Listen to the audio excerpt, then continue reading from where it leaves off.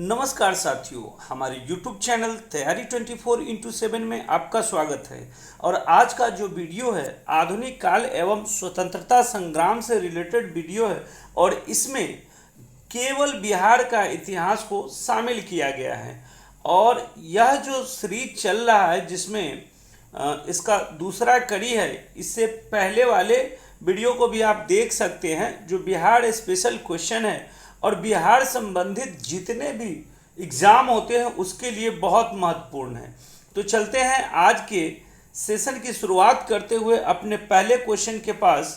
चलिए, आज का हमारा पहला जो क्वेश्चन है वो है बिहार स्टूडेंट कॉन्फ्रेंस का 16वां अधिवेशन के अध्यक्ष किसे बनाया गया था।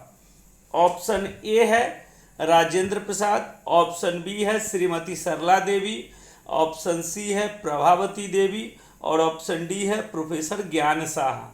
तो इसका जो सही उत्तर होगा, 16वां अधिवेशन जो हुआ था बिहार स्टूडेंट कॉन्फ्रेंस का 16वां अधिवेशन, ये हुआ था आपका हजारीबाग में हुआ था। इसको ध्यान में रखिएगा, कहीं कहीं ये भी पूछ देता है कि बिहार स्टूडेंट कॉन्फ्रेंस का 16वां अधिवेशन कहाँ हुआ था, तो हजारीबाग में हुआ था और इसके जो अध्यक्ष थे वो श्रीमती सरला देवी थे। तो इसका सही उत्तर क्या हो जाएगा, श्रीमती सरला देवी। उसके बाद चलते हैं अगले प्रश्न की ओर। हमारा अगला जो प्रश्न है वो है किस जनजातीय क्षेत्र को दामन एकोह के नाम से जाना जाता है। ऑप्शन ए है हमारा मुंडा जनजाति क्षेत्र, ऑप्शन बी है संथाल जनजाति क्षेत्र, ऑप्शन सी है भील जनजाति क्षेत्र और ऑप्शन डी है खोंड जनजाति क्षेत्र। तो देखिए, दामन एकोह जो है ना वो संथाल जो क्षेत्र है, संथाल जनजाति का क्षेत्र जो भागलपुर और राजमहल की पहाड़ियाँ का जो क्षेत्र था, इस क्षेत्र को दामन एकोह के नाम से जानते हैं। तो इसका सही उत्तर क्या हो जाएगा, संथाल जनजाति क्षेत्र। उसके बाद चलते हैं अगले प्रश्न की ओर। हमारा अगला प्रश्न है जनजातीय विद्रोह में सबसे संगठित और विस्तृत कौन सा विद्रोह था। ऑप्शन ए है मुंडा जनजाति विद्रोह, ऑप्शन बी है संथाल जनजाति विद्रोह, ऑप्शन सी है भील जनजाति विद्रोह, ऑप्शन डी है खोंड जनजाति विद्रोह। तो देखिए, जनजातीय विद्रोह में सबसे संगठित और विस्तृत क्षेत्र में जो छोटा नागपुर के क्षेत्र में हुआ था, ये मुंडा जनजाति विद्रोह था। मुंडा जनजाति विद्रोह जो बिहार का जो छोटा नागपुर क्षेत्र था, अभी वर्तमान में यह झारखंड में है, वहाँ पे 1899 से लेकर 1900 ईस्वी तक यह जो है ना मुंडा जनजाति विद्रोह का केंद्र बना हुआ था और यह सबसे संगठित और विस्तृत जनजाति विद्रोह था। तो इसका सही उत्तर क्या हो जाएगा, मुंडा जनजाति विद्रोह। इसके जो नायक थे वो बिरसा मुंडा थे। उसके बाद चलते हैं अगले प्रश्न की ओर। हमारा अगला प्रश्न है बिहार के पहले व्यक्तिगत सत्याग्रही के लिए किसे जाना जाता है। ऑप्शन ए है हमारा श्री कृष्ण सिंह, ऑप्शन बी है अनुग्रह नारायण सिन्हा, ऑप्शन सी है डॉक्टर राजेंद्र प्रसाद और ऑप्शन डी है जयप्रकाश नारायण। तो देखिए, आपको मैंने बताया था कि व्यक्तिगत सत्याग्रही भारत के लिए भी एक अलग था और ये बिहार के लिए बताया गया है। तो बिहार में जो पहले व्यक्तिगत सत्याग्रही के लिए जिसे जाना जाता है वो श्री कृष्ण सिंह है। श्री कृष्ण सिंह को बिहार के पहले व्यक्तिगत सत्याग्रही के लिए जाना जाता है, जबकि दूसरे सत्याग्रही बिहार में अनुग्रह नारायण सिंह है। ध्यान में रखिएगा, ये सेकेंड है और पहला कौन है, श्री कृष्ण सिंह है। उसके बाद चलते हैं अगले प्रश्न की ओर। हमारा अगला जो प्रश्न है वो है पटना में स्वदेशी संघ की स्थापना किसकी अध्यक्षता में हुई थी। ऑप्शन ए है श्री कृष्ण सिंह, ऑप्शन बी है सर अली इमाम, ऑप्शन सी है डॉक्टर राजेंद्र प्रसाद और ऑप्शन डी है अब्दुल बारी। तो देखिए, पटना में स्वदेशी संघ की स्थापना 1930 ईस्वी में जो हुई थी, यह सर अली इमाम की अध्यक्षता में पटना में स्वदेशी संघ की स्थापना हुई थी। इसके अध्यक्ष कौन थे, सर अली इमाम। उसके बाद चलते हैं अगले प्रश्न की ओर। हमारा अगला प्रश्न है बिहार में कौमी सेवक दल की स्थापना कब हुई थी। ऑप्शन ए है नवंबर 1921, ऑप्शन बी है अगस्त 1927, ऑप्शन सी है फरवरी 1931 और ऑप्शन डी है दिसंबर 1923। तो बिहार में जो कौमी दल जो था ना, कौमी सेवक दल की स्थापना नवंबर 1921 में इसकी स्थापना की गई थी। इसका सही उत्तर क्या हो जाएगा? नवंबर 1921। उसके बाद चलते हैं अगले प्रश्न की ओर। हमारा अगला प्रश्न है 1906 से 7 ईस्वी में पटना में रामकृष्ण सोसाइटी की स्थापना किसने की थी? ऑप्शन ए है फूलन प्रसाद वर्मा, ऑप्शन बी है गंगा शरण सिंह, ऑप्शन सी है बाबा ठाकुर दास और ऑप्शन डी है रेवती नाग। तो देखिए, पटना में 1906 से 7 ईस्वी में जो रामकृष्ण सोसाइटी की स्थापना बाबा ठाकुर दास ने किया था। इसका सही उत्तर क्या होगा? बाबा ठाकुर दास। उसके बाद चलते हैं अगले प्रश्न की ओर। हमारा अगला प्रश्न है बिहार सोशलिस्ट पार्टी की स्थापना कब हुई थी? ऑप्शन ए है हमारा 1931, ऑप्शन बी है 1936, ऑप्शन सी है 1921, ऑप्शन डी है 1927। तो बिहार में सोशलिस्ट पार्टी की स्थापना 1931 में स्वामी जयप्रकाश नारायण और साथ साथ फूलन प्रसाद वर्मा और अब्दुल बारी, ये तीनों, अब्दुल बारी इनके सदस्य थे। लेकिन सोशलिस्ट पार्टी की स्थापना का जो श्रेय दिया जाता है वो जयप्रकाश नारायण और फूलन प्रसाद वर्मा को दिया जाता है। कब हुआ था? तो 1931 में हुआ था। उसके बाद चलते हैं अगले प्रश्न की ओर। हमारा अगला प्रश्न है 1936 ईस्वी में अखिल भारतीय किसान सभा की स्थापना कहाँ हुई थी? ऑप्शन ए है लखनऊ, ऑप्शन बी है पटना, ऑप्शन सी है मुंगेर और ऑप्शन डी है दिल्ली। तो देखिए, 1936 में अखिल भारतीय किसान सभा की स्थापना उत्तर प्रदेश के लखनऊ में हुआ था। इसका सही उत्तर क्या होगा? लखनऊ। उसके बाद चलते हैं अगले प्रश्न की ओर। हमारा अगला जो प्रश्न है वो है अखिल भारतीय किसान सभा का अध्यक्ष किसे बनाया गया था? ऑप्शन ए है स्वामी सहजानंद सरस्वती, यदुनंदन शर्मा, जुबेर अली और राहुल सांकृत्यायन, है ना। तो ये चारों में से जो किसान सभा के जो अध्यक्ष बनाए गए थे, जो पहले बार आपको 1936 में लखनऊ में आयोजित हुआ था, तो इसके अध्यक्ष थे स्वामी सहजानंद सरस्वती। और सहजानंद सरस्वती का जन्म उत्तर प्रदेश के गाजीपुर जिले में हुआ था। इनका जो वास्तविक नाम था वो नौरंग राय था। ये भी कभी कभी पूछा जाता है, नौरंग राय, ठीक है, इसको ध्यान में रखिएगा। ये भी पूछा जाता है कि स्वामी सहजानंद सरस्वती का वास्तविक नाम क्या था? तो ये था नौरंग राय और ये उत्तर प्रदेश के गाजीपुर में इनका जन्म हुआ था। तो अखिल भारतीय किसान सभा का प्रथम अध्यक्ष जो बना था वो कौन बना था? तो स्वामी सहजानंद सरस्वती। उसके बाद चलते हैं अगले प्रश्न की ओर। हमारा अगला प्रश्न है गया में किसके नेतृत्व में किसानों को जमीन वापस दिलाने में सफलता मिली थी? यानी जैसे आपने सुना होगा, पढ़ा होगा कि बरहिया ताल के क्षेत्र में हुआ था, वैसा ही गया के क्षेत्र में किसानों को जमीन जो है ना वो वापस दिलाने के लिए आंदोलन चलाया गया था। और इसका नेतृत्व किसने किया था? तो ये ऑप्शन ए है सहजानंद सरस्वती, ऑप्शन बी है यदुनंदन शर्मा, ऑप्शन सी है जुबेर अली और ऑप्शन डी है श्रद्धानंद।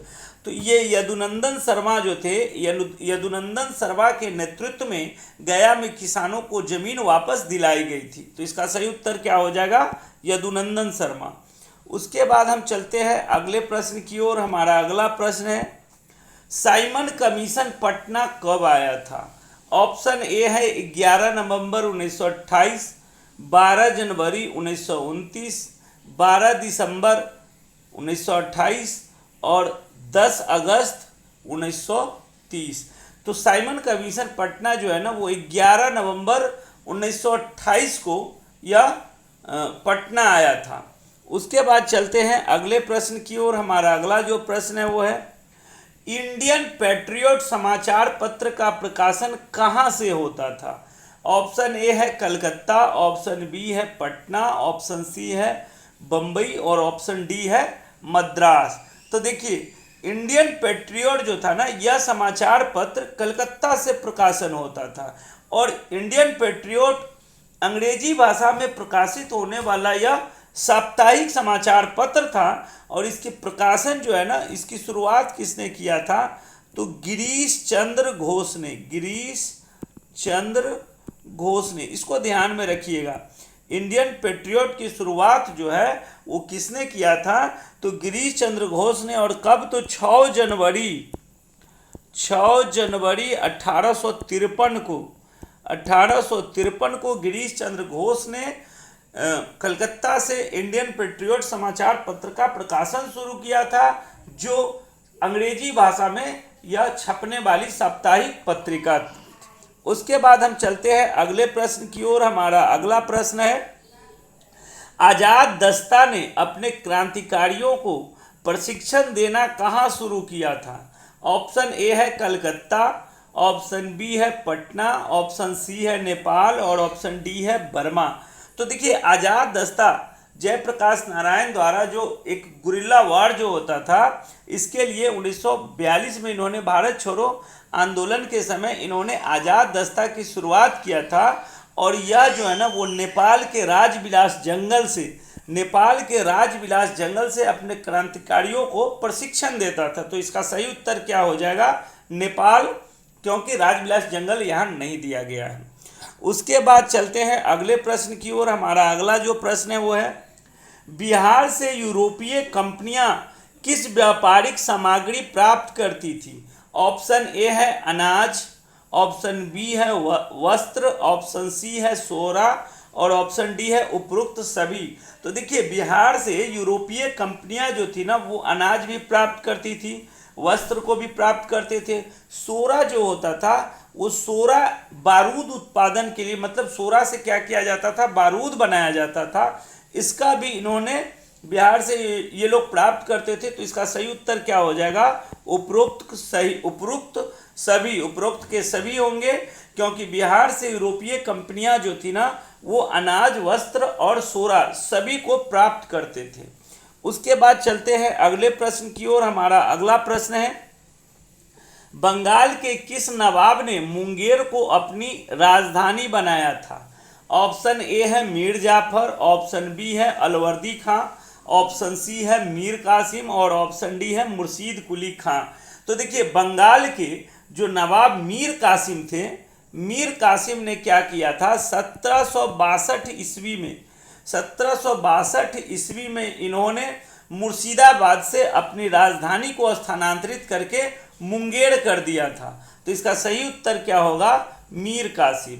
उसके बाद चलते हैं अगले प्रश्न की ओर। हमारा अगला जो प्रश्न है वो है, मीर कासिम ने बंदूकें एवं तोपों की कारखाना कहाँ स्थापित किया था।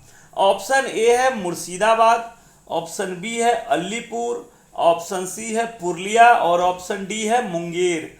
तो देखिए, आपको मैंने पिछले क्वेश्चन में बताया कि मीर कासिम ने मुर्शिदाबाद से अपनी राजधानी 1762 ईस्वी में मुंगेर स्थानांतरित कर दी थी और इन्होंने मुंगेर में ही बंदूक एवं तोपे के कारखाना स्थापित किया था, जो कहा जाता है वर्तमान में आज काल तक बिहार में सबसे ज़्यादा घर घर में अगर बंदूक बनाया जाता है, देसी कट्टा बनाया जाता है, तो वो मुंगेर में ही आप लोग आए दिन पेपर में पढ़ते ही होंगे। तो उस समय से, मीर कासिम के समय से वर्तमान समय तक ऐसा बना हुआ है।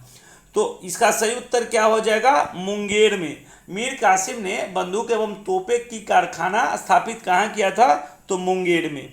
उसके बाद चलते हैं अगले प्रश्न की ओर। हमारा अगला प्रश्न है, उलगुलान विद्रोह के नाम से किस विद्रोह को जाना जाता है। ऑप्शन ए है संथाल विद्रोह, ऑप्शन बी है कोल विद्रोह, ऑप्शन सी है ताना भगत विद्रोह और ऑप्शन डी है मुंडा विद्रोह। तो देखिए, उलगुलान विद्रोह के नाम से मुंडा विद्रोह को ही जाना जाता है। मुंडा विद्रोह का दूसरा नाम उलगुलान विद्रोह है और यह 1899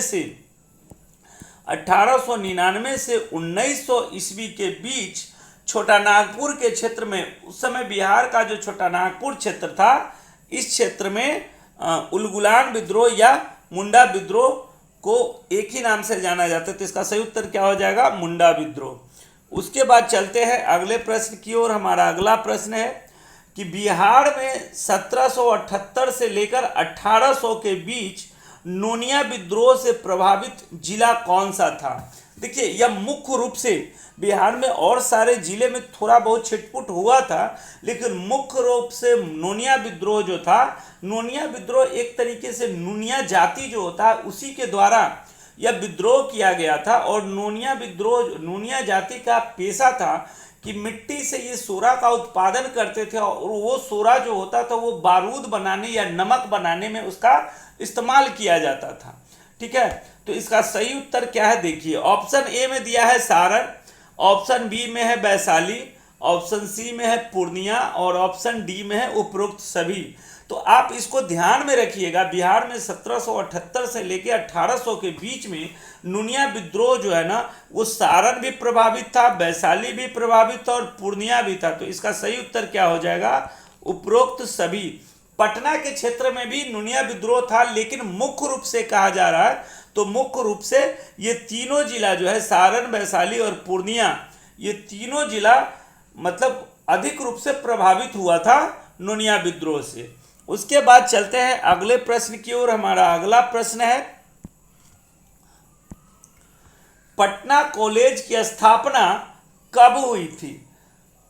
पटना कॉलेज की स्थापना कब हुई थी, तो इसका जो सही उत्तर होगा, देखिए ऑप्शन क्या दिया है, 1869, 1863, 1871, 1888। तो पटना कॉलेज की स्थापना 9 जनवरी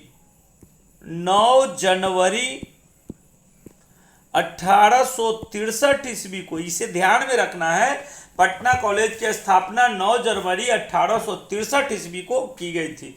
तो इसका सही उत्तर क्या हो जाएगा, 1863। उसके बाद चलते हैं अगले प्रश्न की ओर। हमारा अगला प्रश्न है, भारतीय राष्ट्रीय कांग्रेस के 1912 के बांकीपुर अधिवेशन की अध्यक्षता किसने की थी। ऑप्शन ए है सैयद हसन इमाम, ऑप्शन बी है राजेंद्र प्रसाद, ऑप्शन सी है आर.एन. माधोलकर और ऑप्शन डी है हमारा चित्तरंजन दास। तो देखिए 1912 में बांकीपुर पटना में जो कांग्रेस का अधिवेशन हुआ था, उसके अध्यक्षता आर.एन. माधोलकर ने किया था। आर.एन. माधोलकर का पूरा नाम है रघुनाथ नरसिंह माधोलकर, है ना। तो इसको ध्यान में रखना है, आर.एन. माधोलकर जो थे वो बांकीपुर पटना में जो 1912 में कांग्रेस का अधिवेशन हुआ था, वार्षिक अधिवेशन, उसकी अध्यक्षता रघुनाथ नरसिंह माधोलकर ने किया था। उसके बाद चलते हैं अगले प्रश्न की ओर। हमारा अगला प्रश्न है, मुजफ्फरपुर बम कांड 1908 ईस्वी में खुद्दीराम बोस के वकील कौन थे। देखिए मुजफ्फरपुर बम कांड जो हुआ था, जिसमें खुद्दीराम बोस पकड़े गए थे और इनके साथ प्रफुल्ल चाकी भी थे, जिन्होंने, प्रफुल्ल चाकी ने आत्महत्या कर ली थी। तो खुद्दीराम बोस के वकील कौन थे। ऑप्शन ए है मदन लाल, ऑप्शन बी है कालिदास बसु, ऑप्शन सी है बाबू माहेश्वरी और ऑप्शन सी है चित्तरंजन दास। तो खुद्दीराम बोस के जो वकील थे वो कालिदास बसु थे। जब इनको मुजफ्फरपुर कोर्ट ने इनकी फांसी को सजा को बरकरार रखा था, तो इन्होंने पटना हाई कोर्ट जो है वहाँ पे अर्जी भी लगाई थी, और क्या हुआ था कि वहाँ से यह केस खारिज कर दिया गया था। तो इनके वकील कौन थे खुद्दीराम बोस के, तो कालिदास बसु थे। उसके बाद चलते हैं अगले प्रश्न की ओर। हमारा अगला जो प्रश्न है वो है, बिहार में स्वराज पार्टी के प्रथम अध्यक्ष किसे बनाया गया था। ऑप्शन ए है ब्रजकिशोर प्रसाद, ऑप्शन बी है श्री नारायण प्रसाद, ऑप्शन सी है बाबू महेश्वरी और ऑप्शन डी है धरणीधर प्रसाद। तो बिहार में स्वराज पार्टी का जो अध्यक्ष जो बनाया गया था, यह बनाया गया था आपको श्री नारायण प्रसाद। श्री नारायण प्रसाद बिहार में स्वराज पार्टी के पहले अध्यक्ष बने थे। ठीक है, स्वराज पार्टी के प्रथम अध्यक्ष बने थे। उसके बाद चलते हैं अगले प्रश्न की ओर। हमारा अगला जो प्रश्न है वो है, असहयोग आंदोलन के दौरान बिहार में कृषकों का यानी किसानों का नेतृत्व किसने किया था। अब देखिए असहयोग आंदोलन जो 1920 से 21-22 तक जो चला था, उस दौरान जो किसानों का नेतृत्व जो कर रहे थे बिहार में, वो कौन कर रहे थे? तो ऑप्शन ए है स्वामी विद्यानंद, ऑप्शन बी है राजकुमार शुक्ल, ऑप्शन सी है श्री कृष्ण सिंह और ऑप्शन डी है धरणीधर प्रसाद। तो असहयोग आंदोलन के दौरान बिहार में कृषकों का नेतृत्व स्वामी विद्यानंद कर रहे थे। इसका सही उत्तर क्या होगा? स्वामी विद्यानंद। उसके बाद चलते हैं अगले प्रश्न की ओर। हमारा अगला प्रश्न है और यह आज का अंतिम प्रश्न है। हाजीपुर स्टेशन मास्टर हत्याकांड जो 1931 में हुआ था, हाजीपुर स्टेशन मास्टर हत्याकांड के मामले में किसको फांसी दी गई थी? ऑप्शन ए है त्रिलोकी सिंह, ऑप्शन बी है बसावन सिंह, ऑप्शन सी है रामदेवी सिंह और ऑप्शन डी है राम गोविंद सिंह। तो देखिए, हाजीपुर स्टेशन मास्टर हत्याकांड क्या हुआ था कि हाजीपुर में जो डाक द्वारा जो पैसा जाने वाला था उसको स्टेशन पर लूटा गया था और लूटने के दरमियान ही हाजीपुर के स्टेशन मास्टर की हत्या हो गई थी। तो इसमें जो फांसी की सजा दी गई थी वो किन्हें दी गई थी? तो रामदेवी सिंह जो है ना, रामदेवी सिंह को हाजीपुर स्टेशन मास्टर हत्याकांड के मामले में फांसी दी गई थी। तो ये था हमारा आज का 25 सवाल। 25 सवाल आप बनाए होंगे तो देखे होंगे कि इसमें से कितने सवाल आप पहले से जानते थे, और ये जितने भी सवाल है वो बिहार के एग्जाम के लिए बहुत महत्वपूर्ण है। तो वीडियो में आपने अंत तक सभी क्वेश्चन को धैर्य बना के देखा, और साथ ही साथ वीडियो जब पसंद आए तो हमारे चैनल को लाइक, शेयर और सब्सक्राइब करना ना भूले। साथ ही साथ बेल आइकन को जरूर दबाइएगा, जैसे ही मैं वीडियो डालूं सबसे पहले नोटिफिकेशन आप तक पहुंचे। तब तक के लिए धन्यवाद। जय हिंद।